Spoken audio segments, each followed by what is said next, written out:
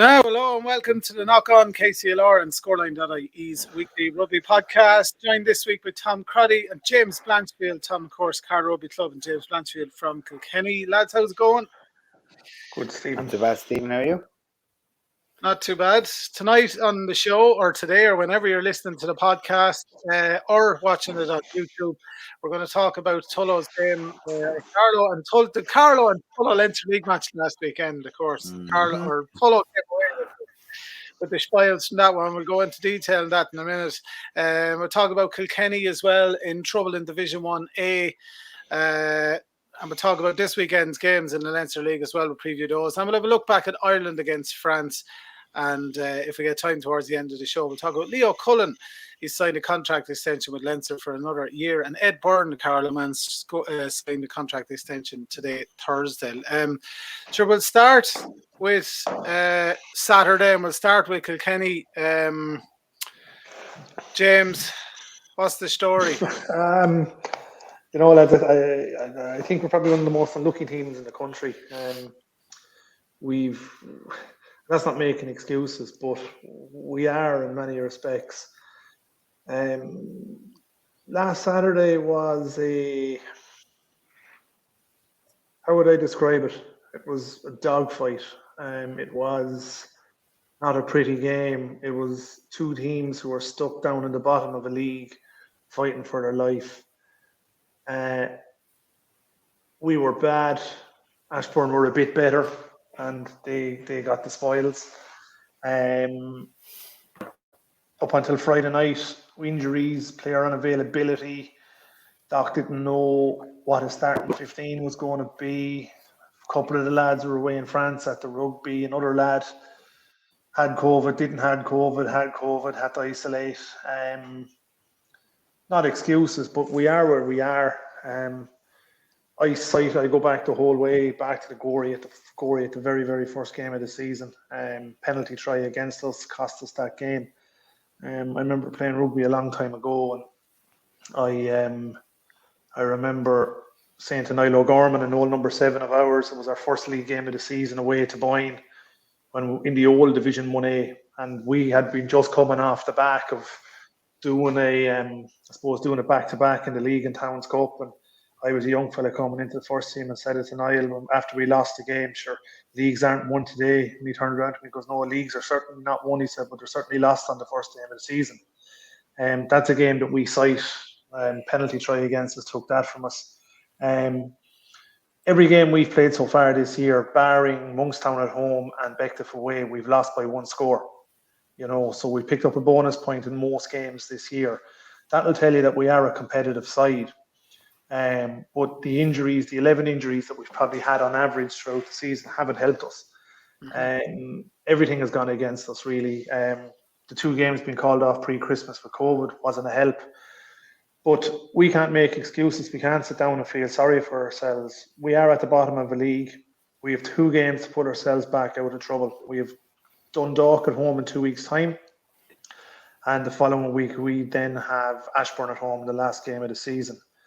I think for the sake of the South East, we would like to see ourselves in Gorey stay up and maybe be at Dundalk and Ashbourne go down. It's hard to see that happen. I think it'll be one or the other.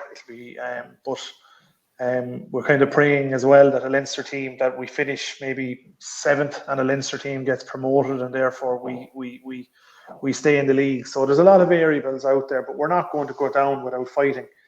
There needs to be another question asked to the club as well, like, if we're in this position this year and we do remain in Division 1A, which we all want to be playing, no different to Carlow, as Tom said a few weeks ago, we all want to be in that division, but do we find ourselves this time next year back in the same predicament? So we have to weigh up an awful lot of things, but the objective for now is stay in Division 1A, fight to the very, very end. Last Saturday, we probably weren't too far off Ashbourne. As I said, injuries went against us. Home advantage went in their favour. Let's hope we get them at home at Kilkenny in 3 weeks' time where we can beat them. Let's hope we can go on the road up to Dundalk and beat them. I met a lot of our players out Saturday night, and for the large part, they're all hurting. I had a good chat with Jake MacDonald, our captain, and Jake's died in the wool. Kilkenny, his old man, his uncles all played for the club. His uncle is director of rugby. His father is his father's director of rugby. His uncle is the great Red MacDonald. So they're cast in the wool, Kilkenny, and it means so much to these guys and all these young fellas to stay in this league and to get back to winning ways. But I suppose heart and determination will only get us so far. We have to get ourselves right on the training pitch. We need 100% commitment from 100% of the players. There's no point in having 100% commitment from 90% of the guys. We need it from every single one of them for the last remainder of the season. Try to get ourselves back up this table, because we all know in Kilkenny that they're good. They've shown that against Bective at home, against Sea Point home and away, Monkstown away. They've shown that they're a good side. It's just, as Tom always says, I always say, it's the fine margins, it's the details, it's those little bits and pieces, and they can only be fixed by 100% of your people being on the training pitch 2-3 nights a week, working on that detail and working on getting it right. And look, let's hope we stay in the division and build to next year and try to keep it going. You know, it's not a nice place to be. I think I've been involved with Kilkenny teams that got relegated before, and it's not a nice feeling. I've been involved with Kilkenny teams that got promoted before, and it's the best feeling in the world. It happens to every club, but that's no excuse. We have to put the structures in place in Kilkenny now to make sure that it doesn't happen again. I was chatting with somebody earlier today. We got the back-to-back Towns Cup finals in 2014 and 15. We're still relying on the nucleus of that team. We're still relying on the Joe Manuels, the Martin Lahys, the Wes Carters, Liam Caddies of the world. You know, we need more young blood coming in to kind of take the baton off those guys and bring the club forward to the next level. Jake MacDonald, Aidan MacDonald, Hugh Corkery, these guys are doing it really, really well. But we need more. You know, we need more. We need more youths coming through from youth rugby as well.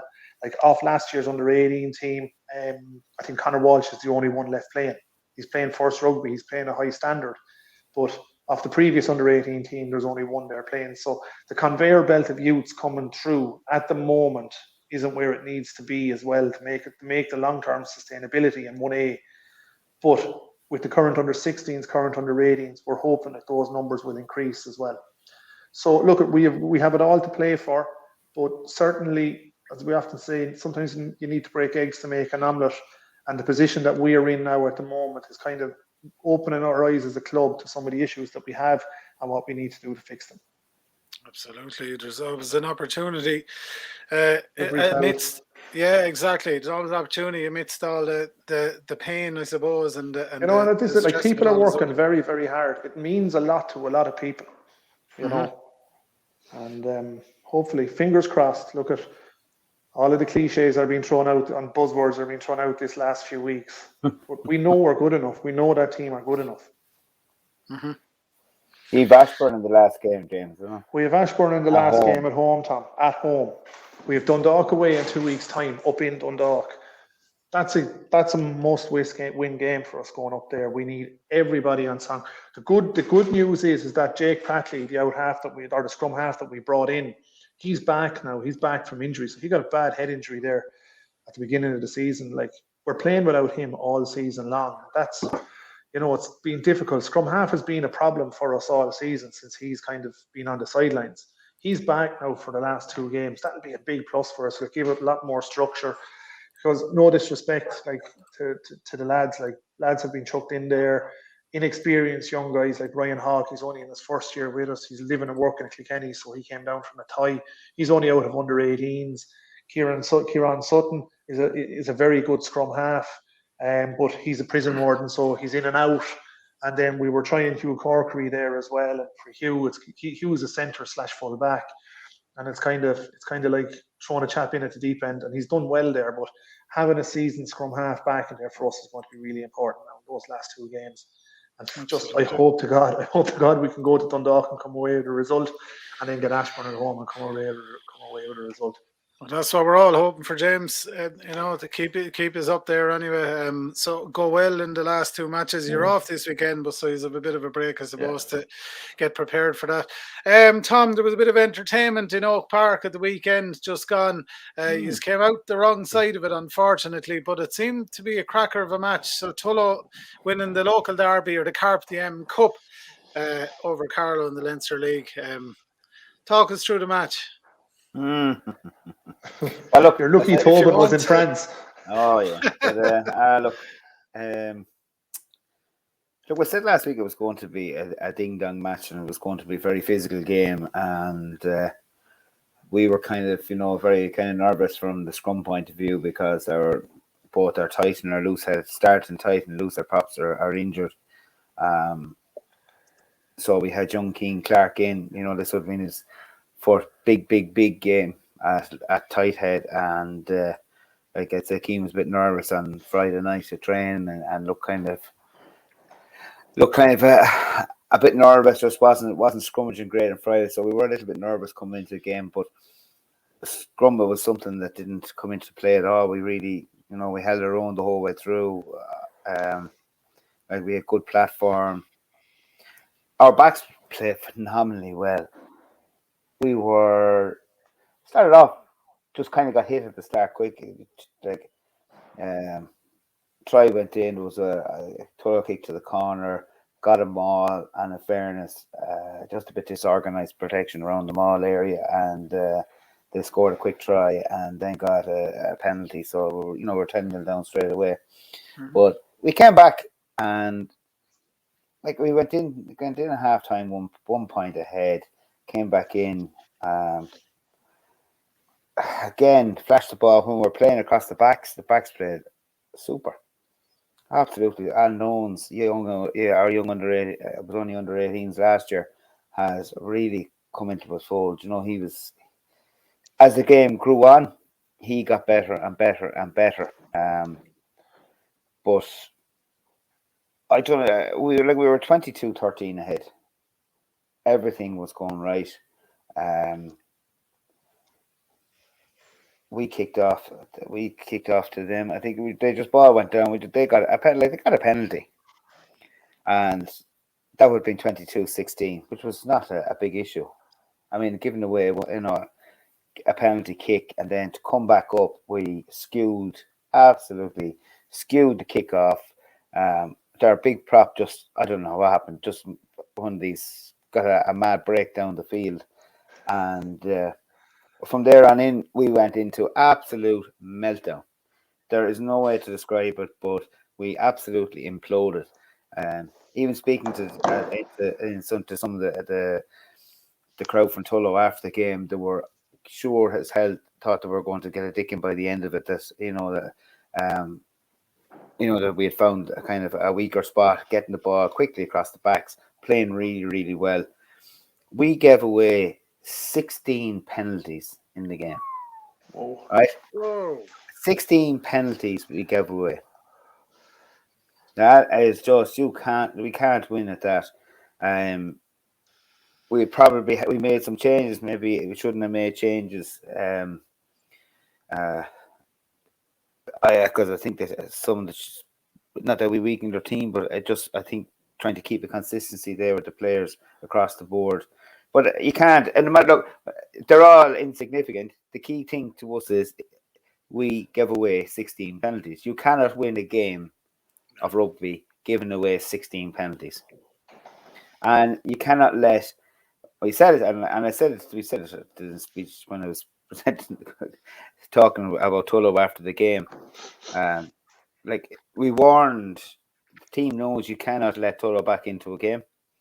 There's certain teams, and being honest, only for your having, there's something definitely wrong with Kilkenny at the moment, because you would be considered another team that will keep going till the final whistle. You can't let them back into the game. Yeah. Definitely can't let Tullow back into the game. Tullow got the needs, and they won the game. And they found a couple of weaknesses. Puckie's last try just found a weakness in defence and went straight in, scored a try. Totally, everything went totally against what was happening. So it all turned on a sixpence, and then we were a disaster.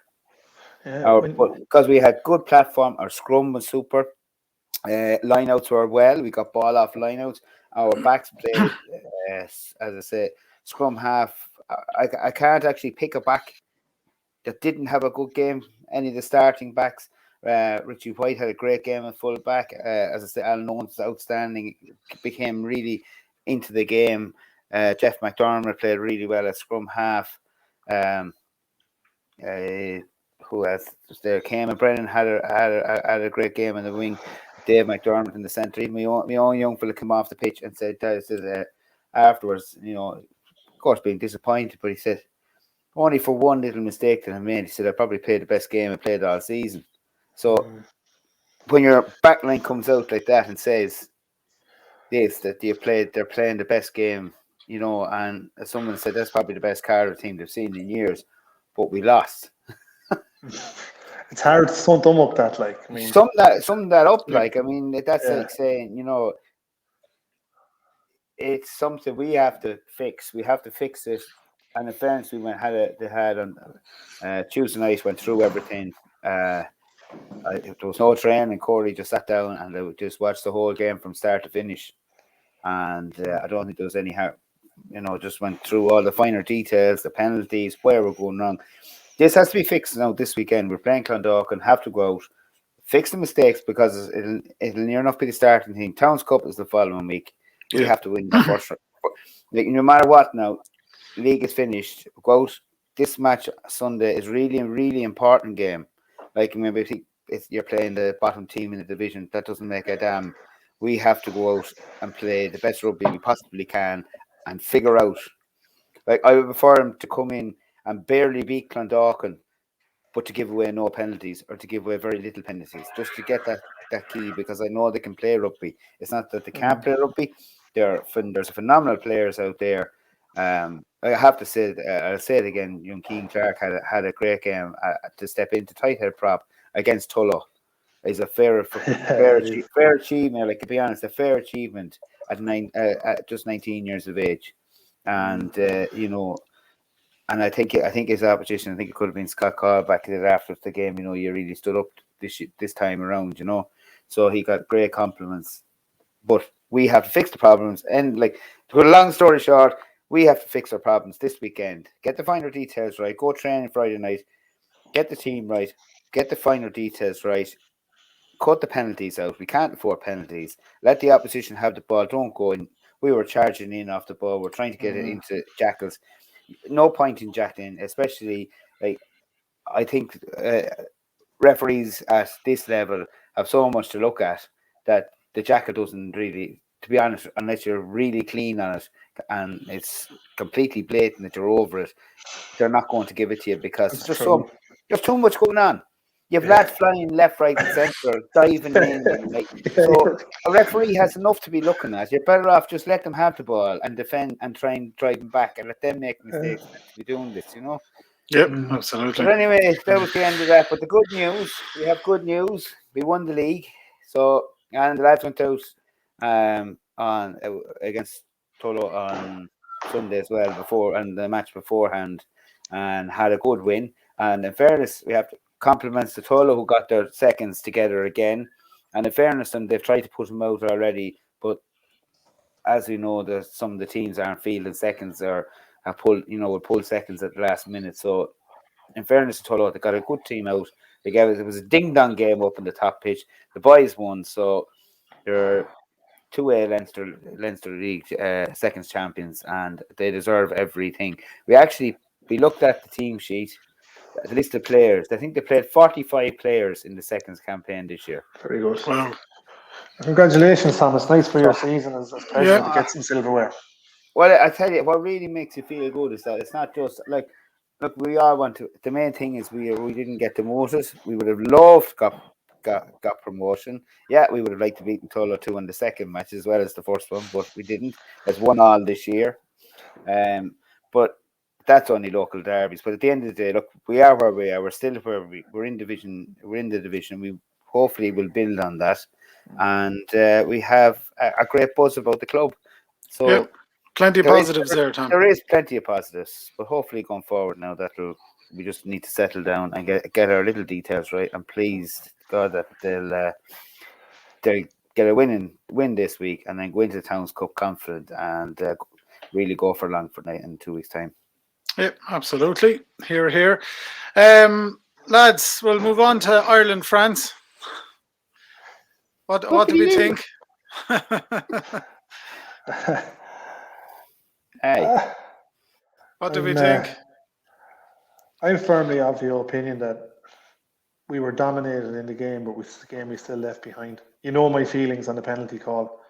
I think that was a losing of the game for us. I think they had to go to the corner. But besides that, like, watch the clean out in Porter. Is this the try? Watch him. He's moved out of there like he's a piece of paper. You know, some try forward pass. Look, just park the forward pass. It's a brilliant score. Like, it's a bloody brilliant score. Heartbreaking to concede like a score like that after a minute of play. Like, Dupont has to be one of the best. Yeah. His support play. He has to be one of the best support players in the world. I forget about him being a scrum half, but he's constantly in the right place at the right time. Yeah. Absolutely. He's always there on the ball. Like, he's always. You're right. Like, he's just in the right place. I love watching him. That's a big skill in itself, is to know where to be on the pitch and to know. I mean, that's what makes you number one. You know, anyone can pass the ball, learn to pass the ball, to get the control of the game that he has and where to be. You know, I was actually speaking to Harry Sutherland recently, and what Harry said is 9s and 10s we're actually bringing on distributors and not game controllers, like lads who can control a game. And he's right. Like, you played with Harry, Tom. He was as good as you get. Like, yeah, absolutely. This is pure luck. Yeah, we're looking at a replay for those listening to the podcast of Mac Hansen's try. Just pure, absolute magic. Brilliant stuff. Brilliant read. You know, it was a good read in it.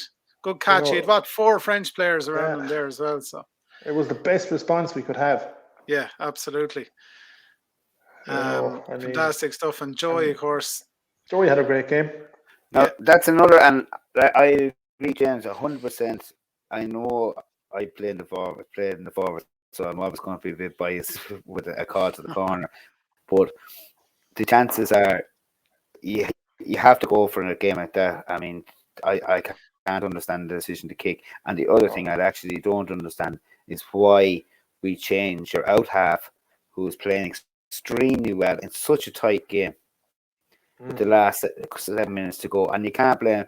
It's not fair on Jack Carty to try and come in to win the game with just coming off the bench. And I know the pass was mad; it went forward, but I just find it so hard for him as a player to come off the bench and to be expected to try and win a game. It's not like scrum half where you introduce him 20 minutes in, or 20 minutes to go to up the tempo or change the game, bring Murray on to control the game. Or you're bringing on a new front row or a number 8 who's best, but your key player is your 10, and if he's playing well, and you're attacking the game still, we're trying to win it. Yep, no, we're not 10 or 20 points, 10 points ahead, and you're just going to let someone in. Joey Carby was in the game, was in the zone, and he was playing really, really well. Yeah. Sexton would have went to the corner all day for that one as well. But obviously, I agree with you. I think it's. Look at James Ryan. He's going to go on to be a fantastic captain for Ireland over the years. This will stand to him. But like, he was looking around him like a rabbit in the headlights.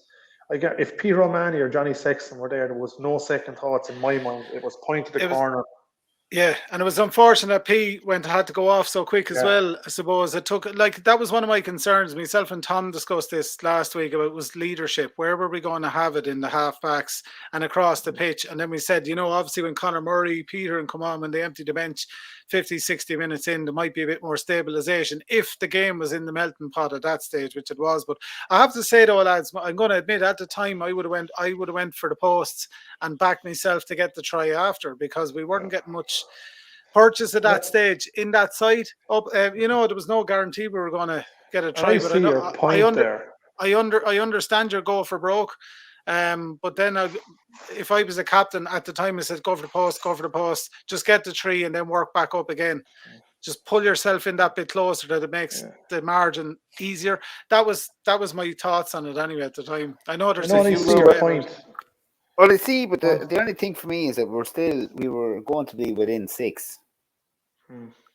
We were within 6 points of so we're still getting a losing bonus point at that stage. If we got the try and got the conversion, we were ahead by 1. It was far easier to defend. It's far easier to defend a 1 point lead, knowing that if something goes wrong, the worst is going to happen. You're still going to get a losing bonus point, and defend that like crazy, than to give the risk of them coming back up the field and losing and not getting a losing or getting a score and not getting a losing bonus point.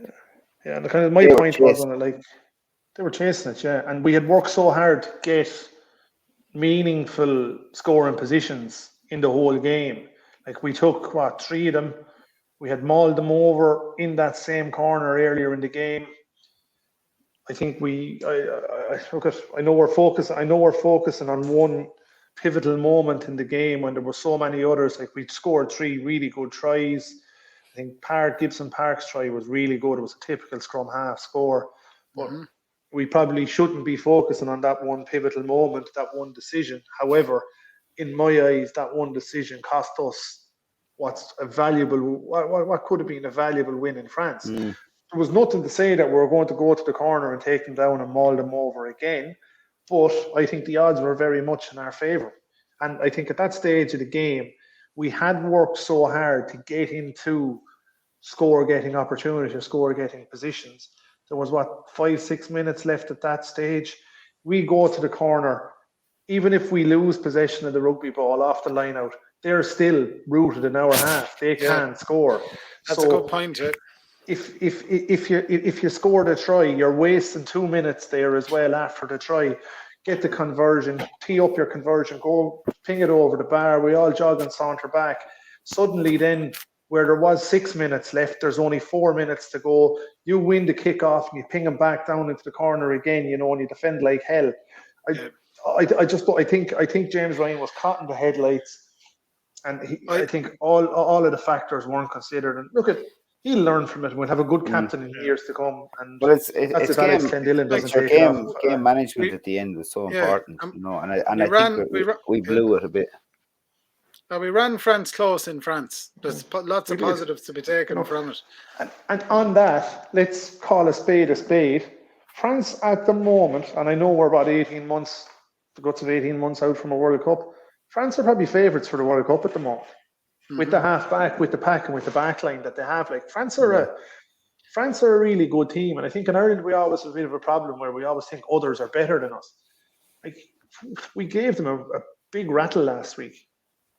Absolutely. They pulverized us at the breakdown constantly from the first whistle, and to be able to survive that, and to get the tries that we got, and to be in the game at the end through the physicality that they put into that game with the players they have. I mean, I think we're thereabouts. I mean, the French are beatable too because they can implode. The biggest, I would say, the biggest asset that the French have got at the moment is Sean Edwards is after changing the whole.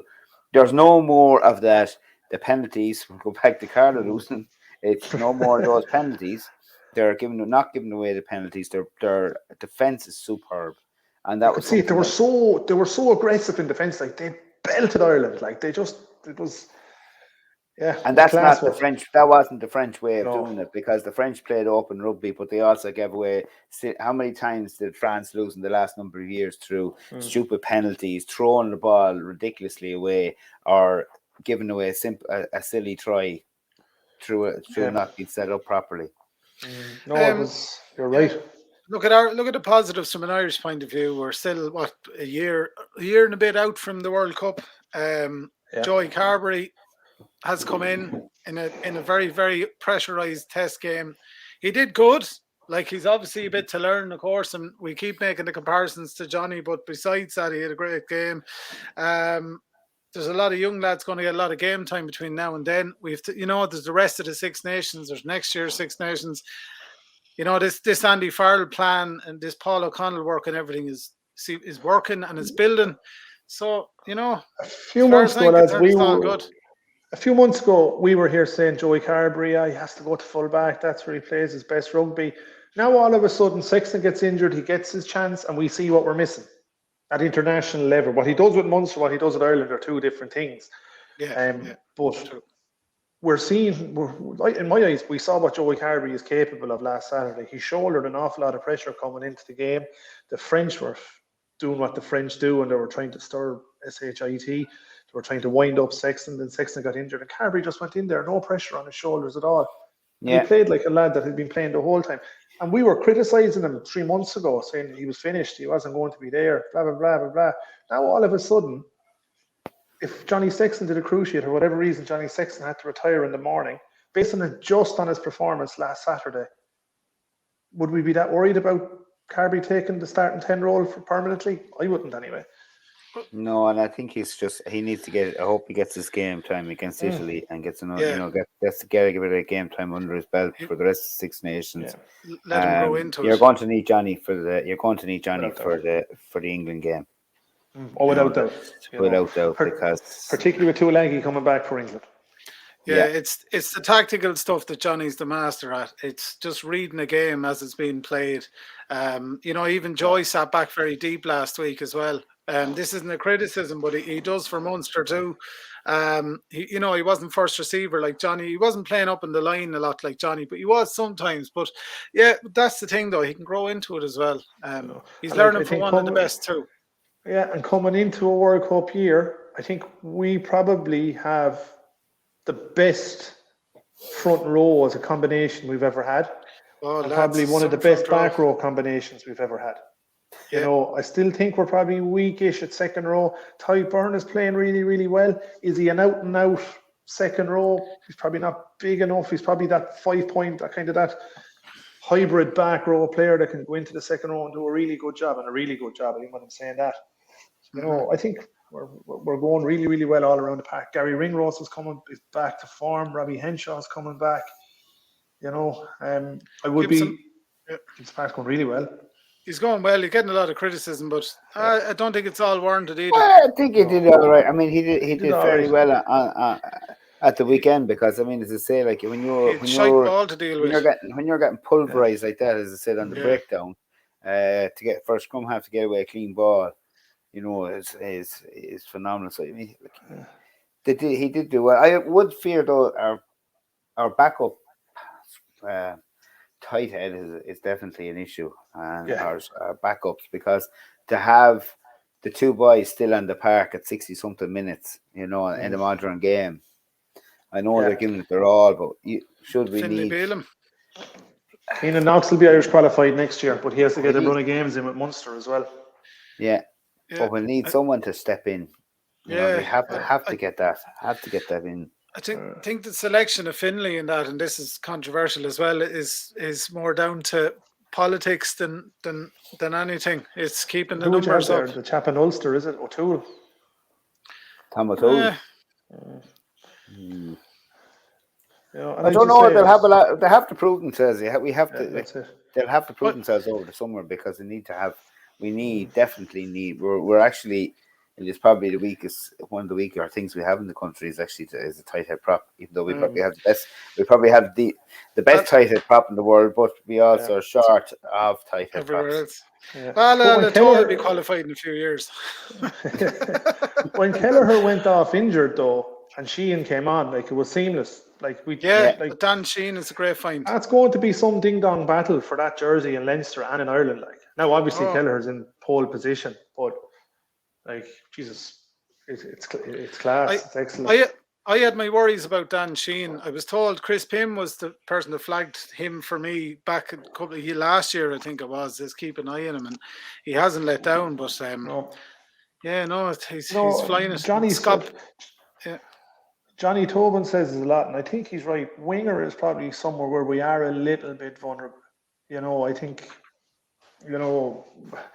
James Lowe has to come back in, and it's great that Mac Hansen is there and Conway is there, Balakoon is there, but are we out now world class? We probably have world class players across the field, but winger I think might be a little bit suspect, and I would expect to hear that Keith Earls retires as well at the end of this season, because all of the contract extensions are being announced, but there's nothing coming for Earls, I'd say Keith's gone.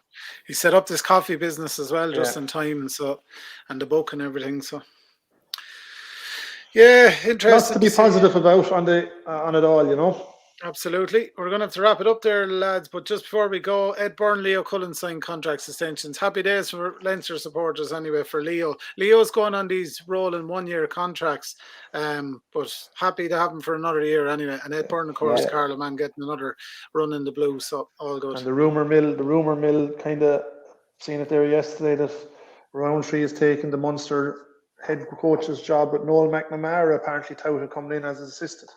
What do you think of that, James?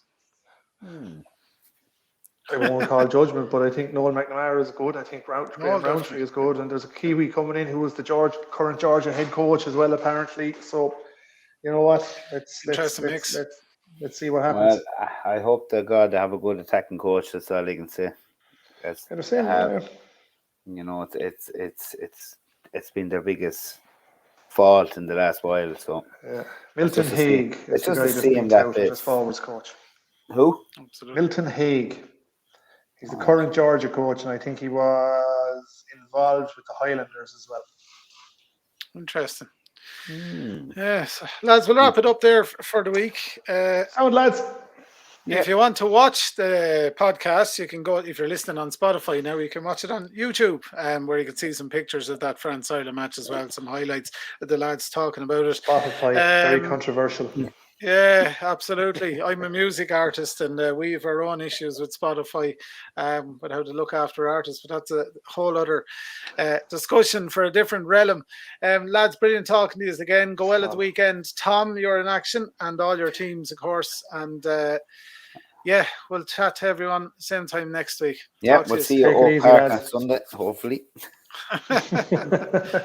Take her handy, boys.